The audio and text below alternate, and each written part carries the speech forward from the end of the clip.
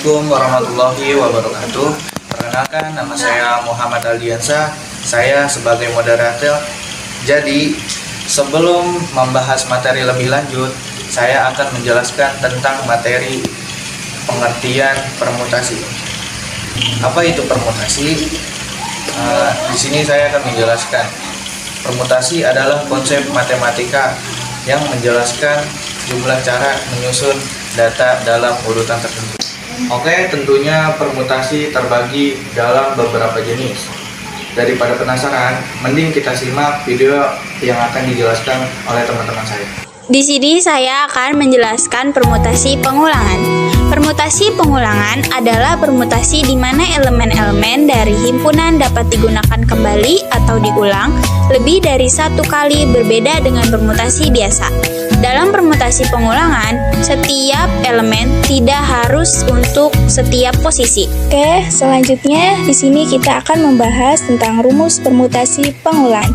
Jika kita memiliki n elemen total dan ingin menyusunnya dalam k posisi dengan elemen dapat diulang, maka jumlah permutasi diberikan oleh p berulang sama dengan n pangkat k.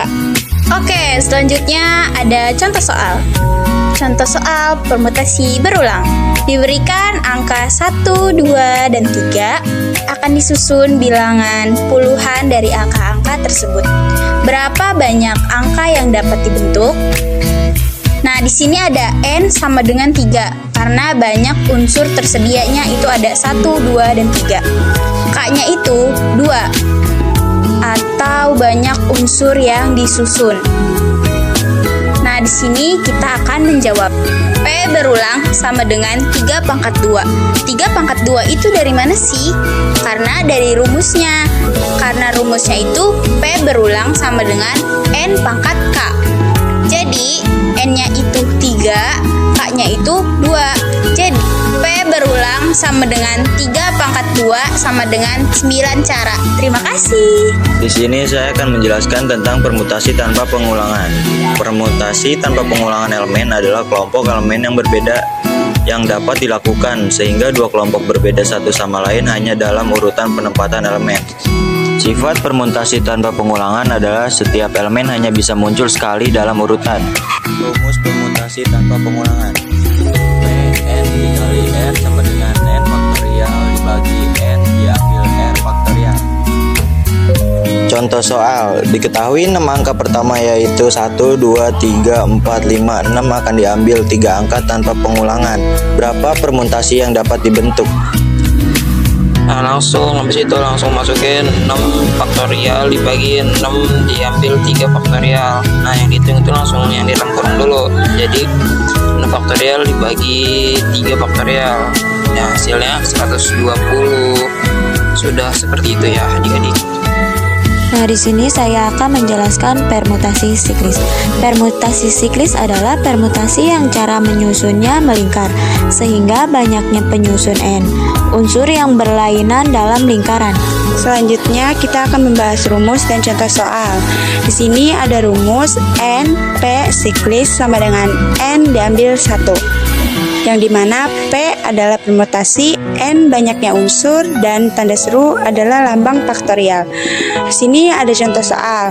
Jika terdapat 10 manik-manik untuk membuat gelang, di mana bentuk gelang adalah melingkar, sehingga soal ini bisa diselesaikan menggunakan permutasi siklis. Nah, di sini saya ada jawabannya. Diketahui banyaknya manik-manik ada 10 sehingga N sama dengan 10. Jadi Pn sama dengan N diambil 1 faktorial sama dengan N-nya 10 diambil 1 faktorial sama dengan 9 faktorial. Nah, jadi di sini saya akan menjelaskan tentang permutasi unsur berbeda. Pengertian permutasi unsur berbeda yang terjadi ketika kita diminta untuk memilih hanya sebagian objek dari keseluruhan objek yang tersedia.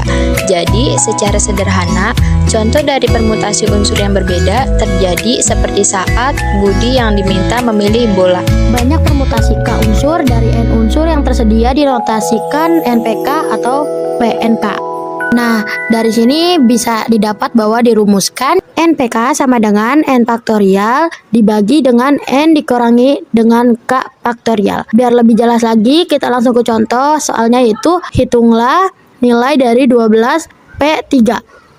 12P3 dengan di sini 12-nya ini sebagai N, sedangkan 3-nya ini sebagai K-nya. N faktorial dibagi dengan N dikurangi K, maka di sini 12P3 sama dengan 12 faktorial dibagi dengan 12 dikurangi 3 faktorial. 12 faktorial dibagi dengan 12 dikurangi 3 yaitu 9. Maka kita jabarkan 12 faktorial sama dengan 12 dikali dengan 11 kali dengan 10 kali dengan 9 faktorial. Karena penyebutnya di sini terdapat 9 faktorial, maka tinggal dibagi. Kita bisa sederhanakan 9 faktorial. 9 faktorialnya atas bawah itu dicoret, jadi sisa 12 kali 11 kali 10, hasilnya adalah 1320.